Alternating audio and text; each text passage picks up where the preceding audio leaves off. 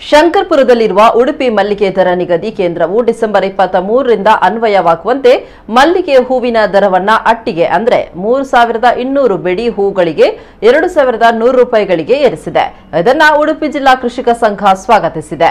ಜಿಲ್ಲೆಯಲ್ಲಿ ಸುಮಾರು 10,000 ಕುಟುಂಬಗಳು ಮಲ್ಲಿಗೆ ಬೆಳೆಯನ್ನ ನಂಬಿ ಜೀವನ ನಡೆಸ್ತಾ ಇದೆ. ಪ್ರಸ್ತುತದ ವಿಪರೀತದ ಹವಾಮಾನ ಸ್ಥಿತಿಯಲ್ಲಿ ಈ ಮಲ್ಲಿಗೆ ಬೆಳೆಗಾರ ಕುಟುಂಬಗಳು ಗಿಡಗಳು ಹಾನಿಗೊಳಗಾಗಿ ಹೂವಿನ ಇಳುವರಿ ಕುಂಠಿತವಾಗಿರುವುದರಿಂದ ತೀರಾ ಸಂಕಷ್ಟ ಪರಿಸ್ಥಿತಿಯಲ್ಲಿವೆ.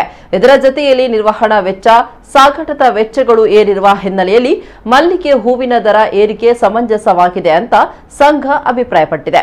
ಎಲ್ಲೆಡೆ ವ್ಯಾಪಾರಿಗಳು, ದಲ್ಲಾಳಿಗಳು ಸೇರಿ ಕೃಷಿಕರನ್ನ ಶೋಷಣೆ ಮಾಡುವವರೇ ಕೃಷಿಕರಿಗಿಂತ ತಮ್ಮ ಹಿತಾಸಕ್ತಿಗಾಗಿ ಕೃಷಿಕರನ್ನ ಬಳಸಿಕೊಳ್ಳುತ್ತಾರೆ.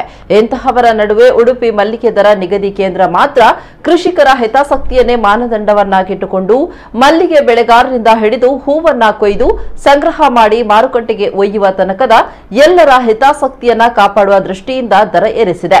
ಯಾವುದೇ ಹೂವಿನ ಮಾರುಕಟ್ಟೆಗಳಿಗೆ ಹೋಲಿಸಿದ್ರೆ ದೇಶಕ್ಕೆ ಮಾದರಿಯಾಗಿ ಕಳೆದ 80 ವರ್ಷಗಳಿಂದ ಕಾರ್ಯನಿರ್ವಹಿಸ್ತಾ ಇರುವ ಉಡುಪಿ ಮಲ್ಲಿಗೆ ದರ ನಿಗದಿ ಕೇಂದ್ರ ಯಾವುದೇ ಒಳ ಒಪ್ಪಂದಗಳಿಲ್ಲದೆ ಅತ್ಯಂತ ಪಾರದರ್ಶಕವಾಗಿ ಸರ್ವಸಮ್ಮತವಾಗಿ ಕೆಲಸ ನಿರ್ವಹಿಸ್ತಾ ಇರುವುದು ಸಂತೋಷದ ವಿಷಯ ಅಂತ ಜಿಲ್ಲಾ ಕೃಷಿಕ ಸಂಘದ ಅಧ್ಯಕ್ಷ ರಾಮಕೃಷ್ಣ ಶರ್ಮಾ ಬಂಟಕಲ್ಲು ತಿಳಿಸಿದ್ದಾರೆ.